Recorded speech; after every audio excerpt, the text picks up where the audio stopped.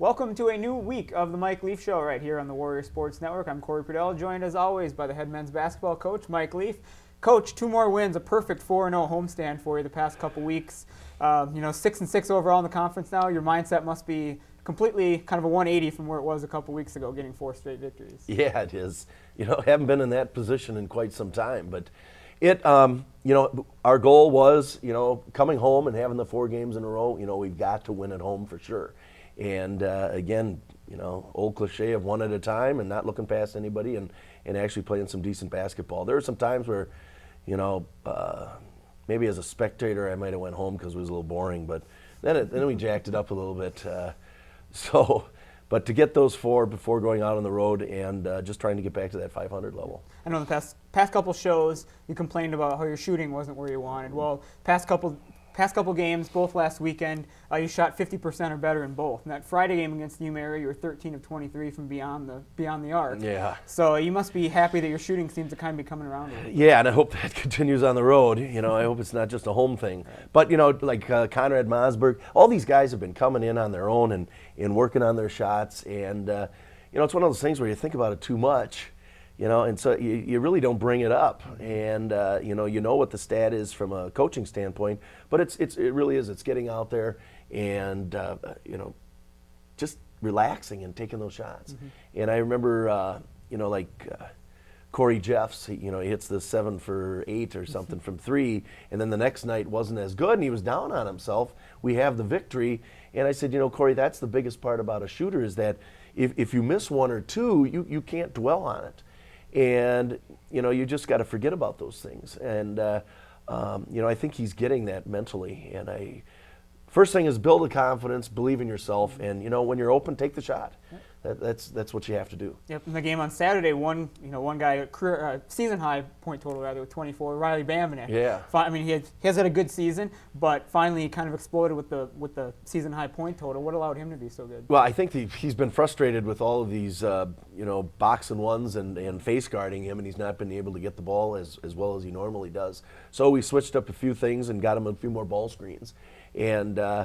That frustration will happen. I said, you know what? That's what comes with fame. That's what comes with being one of your best players. Mm-hmm. So, but the nice thing about that was you also saw someone like Conrad Mosberg had a huge weekend for us, and he has those capabilities and at both ends of the floor. So for him to do that and others as well, we were in a little slump there, and we bring in Corey and we bring in Tim Wagner, and both of them hit a couple threes.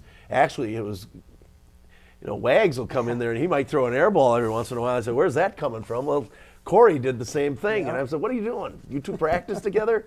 But right after that, they both hit their shots, and, that really expands the defense. And so guys coming off the bench have been doing a pretty good job as well. And then another standout was Kyle Bauman, who on Saturday had a really good performance with 8 and 8. Yeah.